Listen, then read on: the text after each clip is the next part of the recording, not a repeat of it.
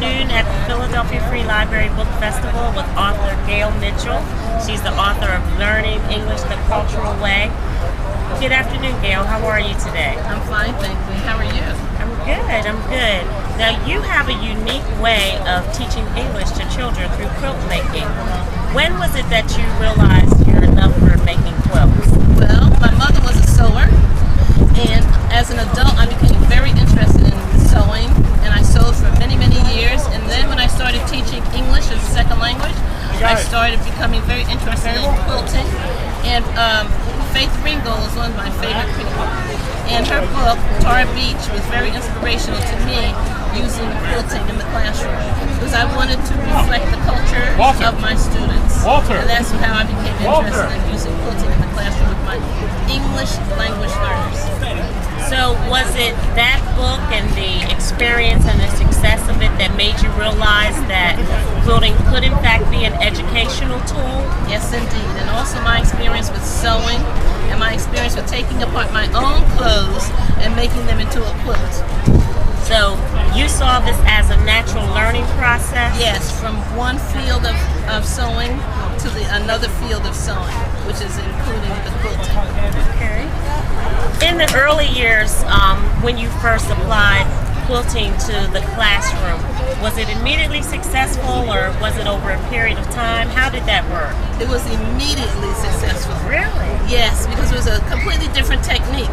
And the way that I used it at the beginning, the children actually transferred their photos onto the fabric, and they had to scrub off all the excess paper to leave their photos on the paper.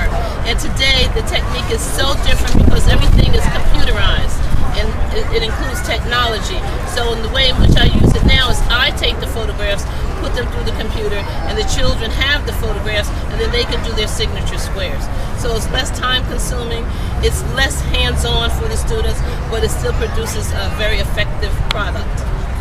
So what are some of the emotional successes and some of the impact that you've seen as a result of children participating in this process and learning from it? I have seen parents become involved and very interested in sewing and quilting.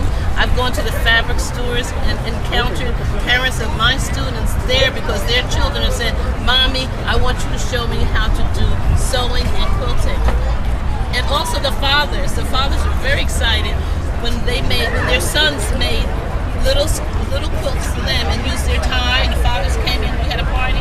The fathers have really said they have been impressed when they saw the book and their sons actually using a sewing machine, because in many cultures that is a no-no. Now, in your book, Learning English the Cultural Way, you actually use more than quilting in a creative way. Tell me more about the book. What other creative technique do you use to teach English? Well, we use total physical response, which is TPR, and that includes the children learning through my modeling and chanting and saying different chants with the children and having them repeat, and also with them talking about their cultures and sharing them in the classroom with different projects that they do. And so as a model myself, the children really learn how to speak English well. And then as they're learning that transition, they're also listening to each other and learning to speak English. Okay, so in the book you use poetry as well, right? How did that come about? You're just creative all the way around. Well, a lot of my students, there's a very famous, very popular ESL teacher named Tommy Scheider, and he and I were colleagues at one point, and he uses a lot of different chants about American holidays, and in the chants they're all poems related to American history. So in that way, we're using poetry in the classroom, and the children are learning English in that way.